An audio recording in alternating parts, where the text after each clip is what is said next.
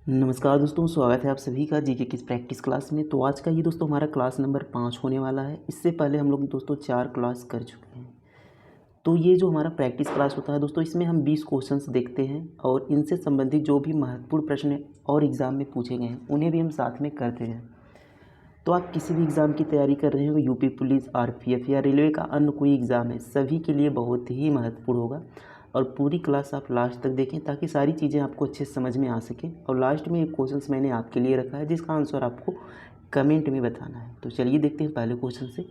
तो पहला क्वेश्चन है, राष्ट्रपति पर महाभियोग चलाने के लिए किसके द्वारा आरोप लगाया जाता है। तो राष्ट्रपति पर जो महाभियोग लगाते हैं, यानी राष्ट्रपति को हटाने के लिए जो महाभियोग लगाया जाता है वह किसके द्वारा लगाया जाता है। केवल लोकसभा द्वारा, या केंद्रीय मंत्रिपरिषद द्वारा, या केवल राज्यसभा द्वारा, या संसद का कोई भी सदन। तो देखिए, जो राष्ट्रपति पर महाभियोग लगाया जाता है, सबसे पहले हम महाभियोग देखेंगे कि किस देश से लिया गया है। तो यूएसए के संविधान से, यानी अमेरिका के संविधान से महाभियोग की प्रक्रिया ली गई है। किस अनुच्छेद में है, तो याद रखेंगे अनुच्छेद 61 में यहाँ पर महाभियोग का जिक्र है जो राष्ट्रपति पर लगाया जाता है। अब देखिए, यह संसद का कोई भी सदन यह प्रक्रिया पारित कर सकता है, यानी महाभियोग का आरोप लगा सकता है संसद का कोई भी सदन। संसद का कोई भी सदन का मतलब क्या है, तो संसद में 2 सदन होते हैं, लोकसभा और राज्यसभा। यानी लोकसभा और राज्यसभा दोनों में से कोई भी यहाँ पर राष्ट्रपति पर महाभियोग का आरोप यहाँ पर लगा सकता है।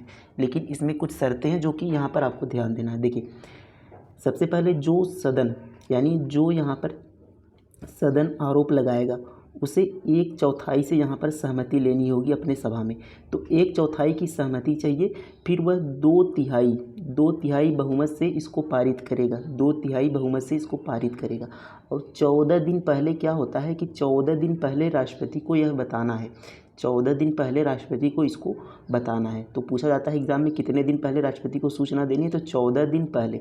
अब देखिए, जब 14 दिन पहले राष्ट्रपति को बता दिया जाएगा, 2/3 बहुमत से यह पारित हो जाएगा, तो यह अगले यहाँ पर सभा में जाएगा। चाहे देखिए, अगर लोकसभा ने यह किया हो तो यह राज्यसभा में भेजा जाएगा, और राज्यसभा ने किया है तो लोकसभा में भेजा जाएगा, यानी यह दूसरे सदन में यहाँ पर भेजा जाएगा। और दूसरे सदन में भी 2/3 बहुमत से क्या करेंगे, इसको पारित करेंगे। तो उसके बाद राष्ट्रपति को महाभियोग यहाँ पर लगा के हटा दिया जाएगा। तो इस तरीके से यहाँ पर आपको ध्यान रखना है। तो 14 दिन पूर्व यहाँ पर राष्ट्रपति को बताना होगा और दोनों में 2/3 बहुमत से इसको पारित करना होगा। तो इस तरीके से महाभियोग की प्रक्रिया लगाई जाती है। तो उम्मीद है सारी चीज़ें आपको यहाँ पर अच्छे से समझ में आई होंगी। अनुच्छेद 61 में महाभियोग है, ये महत्वपूर्ण आपको ध्यान रखना है। महाभियोग की प्रक्रिया किस देश से ली गई है, यूएसए से, ये आपको ध्यान रखना है। और 14 दिन पहले राष्ट्रपति को इसको बताना है, ये भी आपको यहाँ पर ध्यान रखना है। तो ये सभी बातें यहाँ पर आपको ध्यान रखना है। नेक्स्ट क्वेश्चन देखेंगे। देखिए, अगला प्रश्न है कि पंचायती राज को संवैधानिक दर्जा किस संशोधन द्वारा दिया गया। तो जो पंचायती राज है उसको संवैधानिक दर्जा यानी संविधान में कब शामिल किया गया, ये आपको बताना है। देखिए, पंचायती राज, सबसे पहले हम बात करेंगे पंचायती राज को किस अनुसूची में शामिल किया गया। तो 11वीं अनुसूची में शामिल किया गया है। तो किस संशोधन द्वारा, तो याद रखेंगे 73वें संशोधन द्वारा इसे संवैधानिक दर्जा दिया गया है। किस संशोधन द्वारा, तो 73वें संशोधन द्वारा इसे संवैधानिक दर्जा दिया गया है। तो सी क्या हो जाएगा, इसका राइट आंसर हो जाएगा ऑप्शन नंबर सी। तो ऑप्शन नंबर सी क्या हो जाएगा, राइट आंसर हो जाएगा 73वां संशोधन द्वारा। और अनुसूची कौन सी है, तो अनुसूची 11 है। और यदि हम बात करें संविधान के भाग की, किस भाग में है, तो याद रखेंगे भाग 9 में। किस में है दोस्तों, भाग 9 में यहाँ पर पंचायती राज की चर्चा की गई है, उसका जिक्र किया गया है भाग 9 में। अब देखिए, यहाँ पर जो 74वां संविधान संशोधन है, तो 74वें से दोस्तों 12वीं अनुसूची याद कर लेते हैं। तो 12वीं अनुसूची किससे संबंधित है, नगर निगम से, नगर पालिका से। तो ये 74वें संविधान संशोधन द्वारा यहाँ पर संवैधानिक दर्जा दिया गया। 74वें संविधान संशोधन द्वारा इसे जोड़ा गया। तो ये महत्वपूर्ण बातें आपको ध्यान रखना है कि 11वीं अनुसूची में पंचायती राज का चर्चा है और 73वां संशोधन है, और भाग कौन सा है, तो भाग 9 में है। तो इन सभी चीज़ों को आपको ध्यान रखना है। नेक्स्ट क्वेश्चन देखेंगे।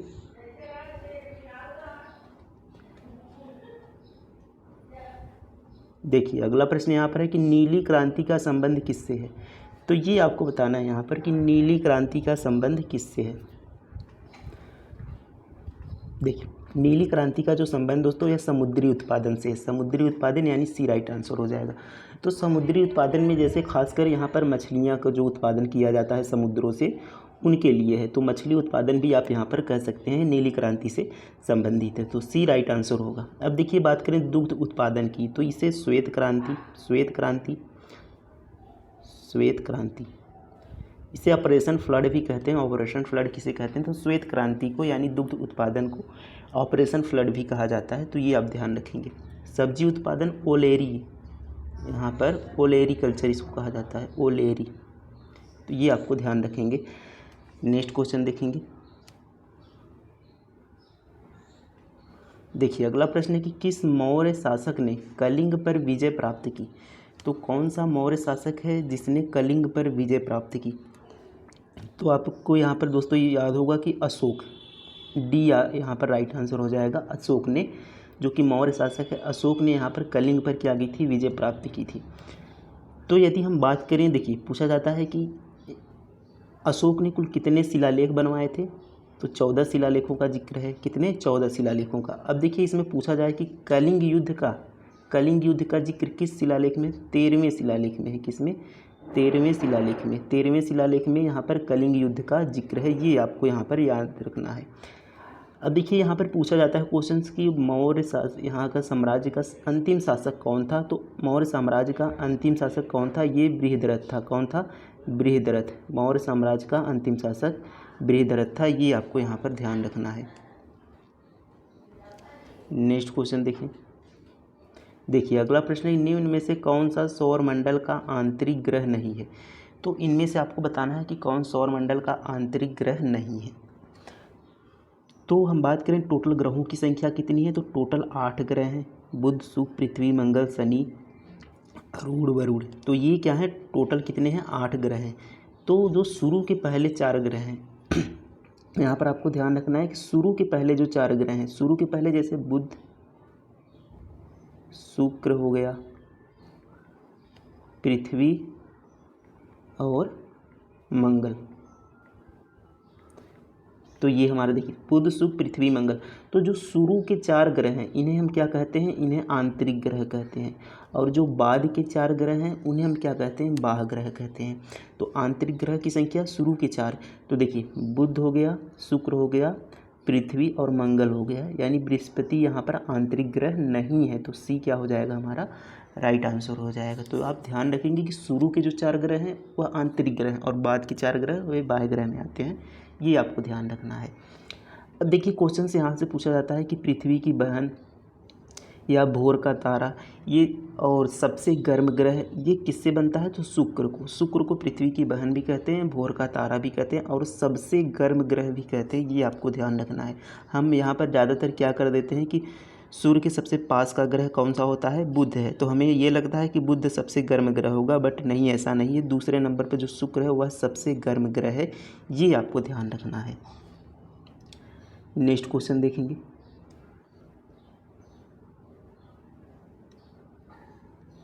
तो इसी तरीके से दोस्तों हम धीरे धीरे सारी चीज़ें यहाँ पर कवर करते चलेंगे। तो देखिए किस केंद्र शासित प्रदेश की अपनी विधानसभा है? तो इनमें से आपको बताना है कौन सा केंद्र शासित प्रदेश है जिसकी अपनी विधानसभा है। विधानसभा का मतलब दोस्तों यहाँ पर मंत्रिपरिषद है। यहाँ पर मंत्री का गठन होता है। जैसे मुख्यमंत्री होते हैं राज्य में, उसी तरीके से यहाँ पर भी विधानसभा है, यहाँ पर भी मुख्यमंत्री होते हैं। लेकिन अदर यूटी में, अदर केंद्र शासित प्रदेश में क्या होता है कि वहाँ पर गवर्नर का शासन होता है। वहाँ पर प्रधानमंत्री नहीं, यहाँ पर मुख्यमंत्री नहीं होते, वहाँ पर गवर्नर होते हैं। लेकिन ऐसी 2 यहाँ पर केंद्र शासित है जहाँ पर विधानसभा है, यानी वहाँ पर मुख्यमंत्री का शासन है। तो बताएंगे, देखिए चंडीगढ़, पुदुचेरी, लक्षद्वीप और दमन-दीव। तो याद रखेंगे पुदुचेरी, बी राइट आंसर हो जाएगा। तो पुदुचेरी और दोस्तों यहाँ पर दिल्ली, पुदुचेरी और दिल्ली 2 ऐसे यूटी हैं जहाँ पर विधानसभा है। पुदुचेरी और दिल्ली 2 ऐसे यूटी हैं जहाँ पर विधानसभा है, यानी जहाँ पर मुख्यमंत्री चुने जाते हैं, जहाँ पर मंत्रिपरिषद है यहाँ पर। तो पुदुचेरी और दिल्ली आप यहाँ पर याद रखेंगे। देखिए अगला प्रश्न, निम्नलिखित में से कौन भारत में क्रेटर झील है? तो इनमें आपको बताना है कि भारत में क्रेटर झील कौन सा है। तो सांभर झील, चिल्का झील, लोनार झील, वेम्बनाड झील। तो इनमें से क्रेटर झील क्या है? तो क्रेटर झील का मतलब दोस्तों क्या होता है? जैसे देखिए जब ज्वालामुखी का उद्गार होता है तो यहाँ पर जो इसके मुख को क्या कहते हैं, ये क्रेटर कहा जाता है। तो इस तरीके से अब देखिए इसमें अगर यहाँ पर जल भर जाए, इसमें अगर यहाँ पर जल भर जाए तो इसे हम क्या कहेंगे, इसे हम क्रेटर झील कहेंगे। तो इस तरीके से भारत में कौन सा झील है, तो इस तरीके से भारत में दोस्तों लोनार झील है। सी ये राइट आंसर हो जाएगा। लोनार झील कहाँ पर है, महाराष्ट्र में है। कहाँ पर है, महाराष्ट्र में है। अब देखिए इसका जो निर्माण हुआ था वह क्षुद्र ग्रह के टकराने से या उल्का पिंड के टकराने से इसका निर्माण हुआ था। तो पूछा जाए उल्का पिंड के टकराने या क्षुद्र ग्रह के टकराने से किस झील का निर्माण हुआ है, तो लोनार झील का निर्माण हुआ है। और क्रेटर झील भारत में कौन सा है, तो लोनार झील है। ये आपको ध्यान रखना है। कहाँ पर है, तो महाराष्ट्र में है। अगला प्रश्न देखते हैं। देखिए डोडा बेटा चोटी किस राज्य में स्थित है, ये बताना है कि डोडा बेटा चोटी किस राज्य में स्थित है। तो जो डोडा बेटा चोटी है, डोडा बेटा यहाँ पर डबल होगा इस तरीके से, डोडा बेटा। तो डोडा बेटा जो चोटी है दोस्तों ये नीलगिरी पहाड़ी की नीलगिरी पहाड़ी की क्या है, सबसे ऊंची चोटी है। पूछा जाए कि नीलगिरी पहाड़ी की सबसे ऊंची चोटी कौन सी है, तो डोडा बेटा याद रखेंगे। तो ये नीलगिरी पहाड़ी की सबसे ऊंची चोटी है।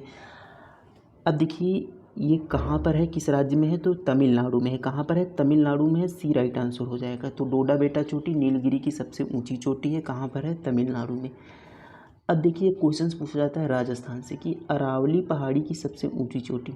ये क्वेश्चंस बहुत पूछा जाता है कि अरावली पहाड़ी की सबसे ऊंची चोटी। तो अरावली की सबसे ऊंची चोटी दोस्तों याद रखेंगे गुरु शिखर अरावली की सबसे ऊंची चोटी है। कहाँ पर है, राजस्थान में। अगला प्रश्न देखते हैं। देखिए अगला प्रश्न है अंडमान निकोबार द्वीप समूह कहाँ स्थित है। ये बताना है कि अंडमान निकोबार जो द्वीप समूह है ये कहाँ पर स्थित है। हिंद महासागर में, अरब सागर में, बंगाल की खाड़ी में, लाल सागर में। तो अंडमान निकोबार द्वीप समूह कहाँ पर है, ये बाकी बंगाल की खाड़ी में है। सी इसका करेक्ट आंसर हो जाएगा। कहाँ पर है, बंगाल की खाड़ी में। अब देखिए अंडमान निकोबार में एक सक्रिय ज्वालामुखी, भारत का बैरन द्वीप याद रखेंगे। भारत का जो बैरन द्वीप सक्रिय ज्वालामुखी है ये कहाँ पर है, तो ये अंडमान निकोबार में है। अगला प्रश्न है कि निम्न में से कौन सा विषय राज्य सूची का हिस्सा नहीं है। तो कौन सा विषय है जो राज्य सूची का हिस्सा नहीं है, ये आपको बताना है। तो देखिए यहाँ पर जो तीन अलग अलग शक्तियों में विभाजन हुआ है, तीन अलग अलग शक्ति या तीन अलग अलग उनके कार्य के हिसाब से, कानून बनाने के हिसाब से अलग अलग यहाँ पर भागों में बटा है। जैसे आता है एक संघ सूची, राज्य सूची और आता है समवर्ती सूची। तो इनके कार्यों के हिसाब से, कानून बनाने के हिसाब से इनको अलग अलग यहाँ पर शक्तियों में बांटा गया है, संघ सूची, राज्य सूची और समवर्ती सूची। अब इसका उल्लेख भी पूछा जाता है किस यहाँ पर अनुसूची में, तो अनुसूची 7 में आप देखेंगे तो इनके शक्तियों का बंटवारा है अनुसूची 7 में, ये भी आपको ध्यान रखना है। अब देखिए हमसे पूछा क्या गया है, राज्य सूची का हिस्सा नहीं है।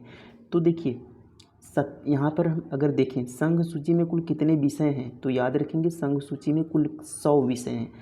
पहले कितने थे, 97 थे, अब कितने हैं, 100 विषय हैं। राज्य सूची में पहले देखिए 66 विषय थे, लेकिन अब कितने विषय हैं, अब 61 विषय हैं। पहले 66 थे, अब 61 हैं। और ये देखिए इसको ऊपर कर देते हैं, पहले 97 थे, अब कितने हैं, 100 हैं। और समवर्ती सूची में दोस्तों पहले देखिए पहले 47 थे, अब 52 हैं। तो अगर हम बात करें संघ सूची, राज्य सूची, समवर्ती सूची, तो संघ सूची में देखिए जो विषय होते हैं उन पर कानून जो बनाता है वह केंद्र सरकार का शासन होता है, केंद्र सरकार उस पर कानून बनाती है। और राज्य का जो विषय है उस पर राज्य सरकार देखती है। और जो समवर्ती सूची का विषय है उस पर राज्य और केंद्र सरकार दोनों वहाँ पर कानून बना सकते हैं, दोनों वहाँ पर शासन को देखते हैं। अब यदि हम बात करें जो राज्य सूची का, देखिए 5 विषय यहाँ से कम हुआ है, वह चल गया है समवर्ती सूची में।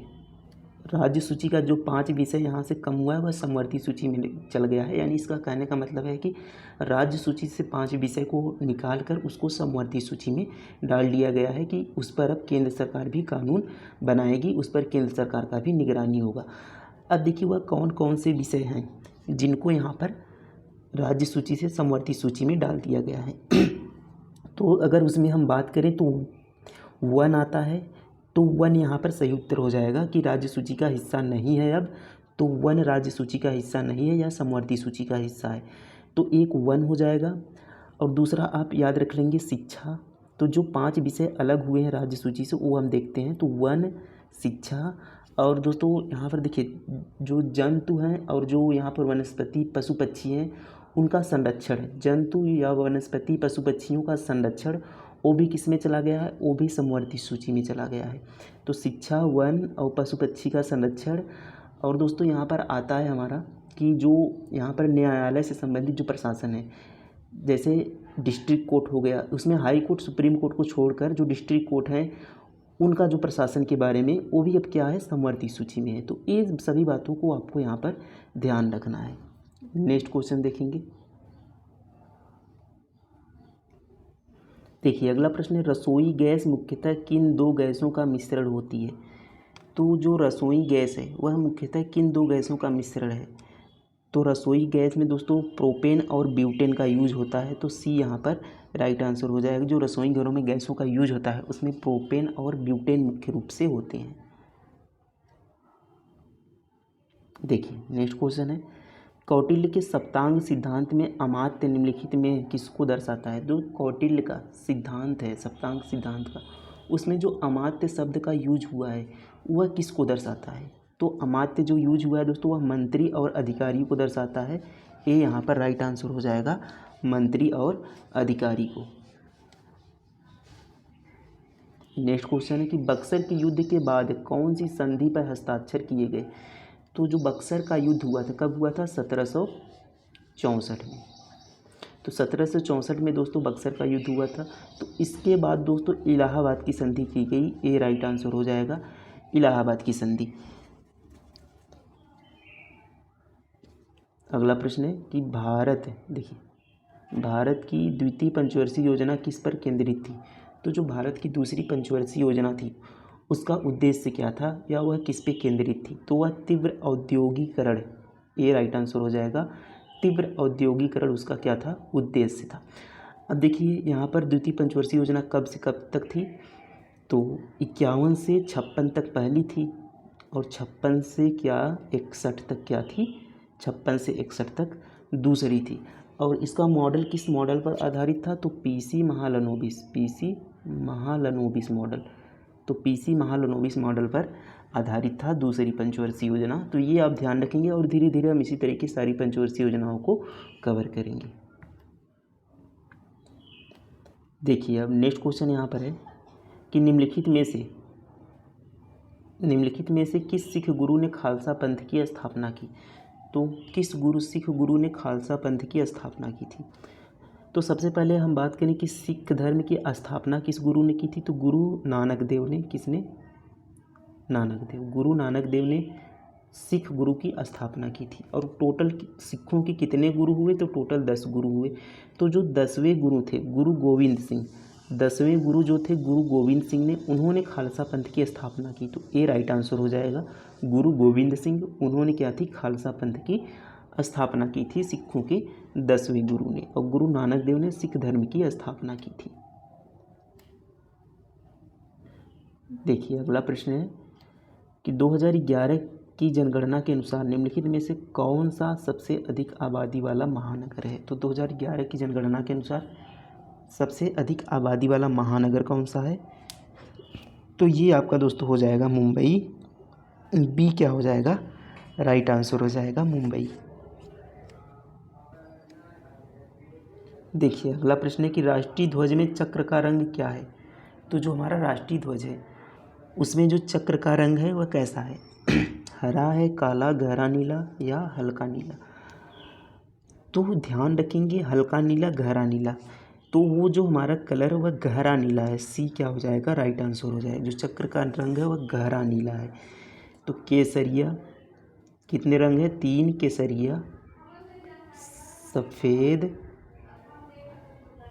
सफ़ेद और याद रखेंगे दोस्तों तीसरा जो है वह गहरा हरा भी है। कौन सा, गहरा हरा और गहरा नीला, ये आपको ध्यान रखना है। अब देखिए क्वेश्चन पूछा जाता है कि जो हमारा राष्ट्रीय ध्वज है उसका अनुपात क्या है, उसकी लंबाई चौड़ाई का। तो जो लंबाई और चौड़ाई का अनुपात है वह 3:2 है। कौन सा? 3:2 है। देखिए लंबाई पहले है तो लंबाई बड़ी है तो इसलिए लंबाई यहाँ पर 3 है, चौड़ाई कम है तो चौड़ाई यहाँ पर 2 है। तो इसको आप ज़रूर ध्यान देंगे कि लंबाई और चौड़ाई पूछा है या चौड़ाई और लंबाई, इसमें यहाँ पर इस तरीके से वो पूछता है। तो 3:2 का यहाँ पर रेशियो है, ये आप ध्यान रखेंगे। अब यदि हम बात करें तो जो यह ध्वज है इसको संविधान सभा द्वारा कब अपनाया गया था, यानी इसको संविधान में कब अपनाया गया, तो याद रखेंगे 22 जुलाई 1947। 22 जुलाई 1947 को संविधान सभा द्वारा राष्ट्रीय ध्वज को अपनाया गया। नेक्स्ट क्वेश्चन है, पूर्व मध्य रेलवे का मुख्यालय कहाँ है। तो पूर्व जो मध्य रेलवे है उसका मुख्यालय हाजीपुर में है। सी राइट आंसर हो जाएगा, हाजीपुर में। एक स्वस्थ मनुष्य का रक्तचाप कितना होता है। तो एक जो स्वस्थ मनुष्य होता है उसका रक्तचाप 80 से 120 होता है।